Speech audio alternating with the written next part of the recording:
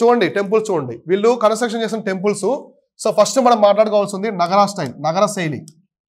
So English medium వాళ్ళు నగర శైలి టెంపుల్స్ అని రాసుకోండి. గుప్తులు నిర్మించిన దేవాలయాలను రాసుకోండి హెడ్డింగ్. గుప్తులు నిర్మించిన దేవాలయాలు. సో రాసుకోండి గుప్తులు నిర్మించిన దేవాలయాలు లేదా ఆలయాలు ఎలా అయినా. సో రాసుకున్న తర్వాత ఒక పాయింట్ రాసుకోండి చెప్తాను.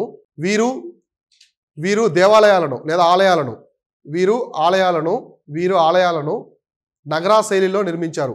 నగరా శైలి ఇంగ్లీష్ మీడియం వాళ్ళు నగర స్టైల్ అని రాసుకోండి. They constructed temples in Nagara style. English medium వాళ్ళు they constructed temples in Nagara style. వీరు దేవాలయాలను నగర శైలిలో నిర్మించారు. అంటే ఇప్పుడు టెంపుల్స్ అనే భారతదేశం నిర్మించారు మొట్టమొదటిసారి, అవునా కాదా? ఈ టెంపుల్స్ నిర్మించాలంటే ఒక స్టైల్ ఆఫ్ స్ట్రక్చర్ ఉండాలి లేదా? ఇప్పుడు బిల్డింగ్ కట్టాలి, ఊరికి కట్టేస్తారా? సో ఒక్కో బిల్డింగ్ అనేది చూడండి ఒక్కో స్ట్రక్చర్లో ఉంటుంది, వాళ్ళకి తగ్గట్టుగా నిర్మించుకుంటారు. సో ఇంజనీర్స్ అనేవి డిజైన్ చేస్తారు అలా, అవునా కాదా? సో కాబట్టి ఇప్పుడు మనకి సాఫ్ట్వేర్ కంపెనీస్ చూడండి చాలా డిజైన్స్ ఉంటాయి, డిఫరెంట్గా ఉంటాయి. సో అవునా కదా? ఇప్పుడు మీకు ఎస్వి యూనివర్సిటీ తెలుసా? తిరుపతిలో ఉంటుంది. ఎస్వి యూనివర్సిటీలో మనకి ఆడిటోరియం అనేది శంఖం ఉంది కదా, డమరకం ఉంది కదా. సో డమరకం షేప్లో ఉంటుంది, ఎక్కడ పిల్లర్ అనేది లేదనమాట. సో పిల్లర్ అనేది లేకుండా దాన్ని నిర్మించారు. డమరకం తెలుసు కదా మీకు, శివుడి యొక్క డమరకం ఇలా ఉంటుంది ఆడిటోరియం. ఎక్కడ ఉండేది? ఎస్వి యూనివర్సిటీలో. ఎక్కడ ఒక పిల్లర్ కూడా ఉంటుంది, దానికి పిల్లర్ అనేది లేకుండా కట్టారు. ఇంజనీరింగ్ మార్వెల్స్ అనమాట. అది తిరుపతి శ్రీ వెంకటేశ్వర యూనివర్సిటీలో ఉంటుంది ఆడిటోరియం అనమాట అది. సో ఇట్లా డిఫరెంట్ స్టైల్ ఆఫ్ ఆర్కిటెక్చర్స్ అనేవి ఉంటాయి కదా. ఇప్పుడు ఇండియాలో మొట్టమొదటిసారి టెంపుల్ ఆర్కిటెక్చర్ తీసుకొచ్చారు. వీళ్ళు తీసుకొచ్చిన స్టైల్ అనమాట. అంటే వీళ్ళే ఫస్ట్ టైం టెంపుల్స్ నిర్మించారు కాబట్టి వీళ్ళు తీసుకొచ్చినటువంటి శైలి ఏంటంటే నగర శైలి.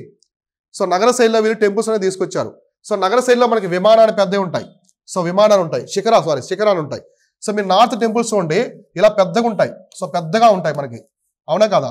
ఇలా ఉంటాయి పెద్దగా ఉంటుంది అన్నమాట. ఇలా మనం ఎక్కువగా సాయిబాబా టెంపుల్స్ అవి చూస్తూ ఉంటాం. సో పైన పెద్దగా ఇలా ఉంటుంది. పూరి జగన్నాథ్ టెంపుల్ అలా ఉంటాయి చూడండి. సో డిఫరెంట్గా ఉంటాయి. మనకు అలా ఉండవు. సో గర్భగుహ తక్కువ హైట్లో ఉంటుంది. సో మనకి విమానం ఉంటుంది. సో ముందు వచ్చేసి విమానం చాలా హైట్లో ఉంటుంది. సో అరుణాచలం కావచ్చు, తిరుమల కావచ్చు, చూడండి ఇక్కడ శ్రీకాళహస్తి కావచ్చు, చాలా టెంపుల్స్ ఇక్కడ అన్నీ కూడా మనకు అలానే ఉంటాయి, అవునా కాదా? సో డిఫరెంట్ అనమాట. కాబట్టి వీళ్ళు ఉత్తర భారతదేశంలో తీసుకొచ్చిన స్టైల్ ఏంటంటే నగర స్టైల్ టెంపుల్స్ తీసుకొచ్చారు. ఇప్పుడు చూద్దాం. సో మన దేశంలోనే మొట్టమొదటి టెంపుల్ అనమాట వీళ్ళు నిర్మించింది, గుప్తులు నిర్మించిన టెంపుల్ దశావతార టెంపుల్. సో దశావతార ఆలయం. యాక్చువల్లీ ఇది ఎక్కడ ఉన్న దేవగఢ్లో ఉంటుంది. సో దేవగఢ్ ఝాన్సీ అంటారు. ఝాన్సీ అంటే యూపీలో ఉంటుంది కదా, ఉత్తరప్రదేశ్లో. సో ఉత్తరప్రదేశ్లో ఉండే ప్రాంతం అనమాట. దేవగఢ్ అని రాసుకోండి పక్కన బ్రాకెట్లో. రేపు దేవగఢ్ అని అడుగుతారు ఎగ్జామినేషన్లో, ఝాన్సీ అడగడు.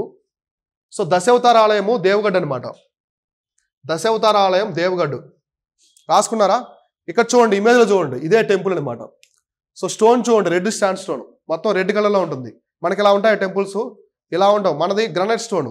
సో డిఫరెంట్గా ఉంటాయి. మనది కొంచెం ఎల్లో గ్రే కలర్లో ఉంటాయి అనమాట. అది లైట్ బూడిద కలర్లో ఉంటాయి మన స్టోన్స్. కానీ నార్త్ ఇండియాలో చాలా టెంపుల్స్ ఇలా ఉంటాయి. సో మీరు నార్త్ ఇండియా వెళ్తే ఎక్కువ చూడండి టెంపుల్స్ అన్ని కూడా ఇక్కడే ఉంటాయి. ఎందుకంటే ఆ పరిసర ప్రాంతాల్లో ఉండే స్టోన్ మొత్తం కూడా రెడ్ స్టాండ్ స్టోన్తో ఉంటాయి అనమాట. సో ఇది దశావతార టెంపుల్, మన దేశంలోనే మొట్టమొదటి టెంపుల్ అనమాట, గుప్తులు నిర్మించిన టెంపుల్.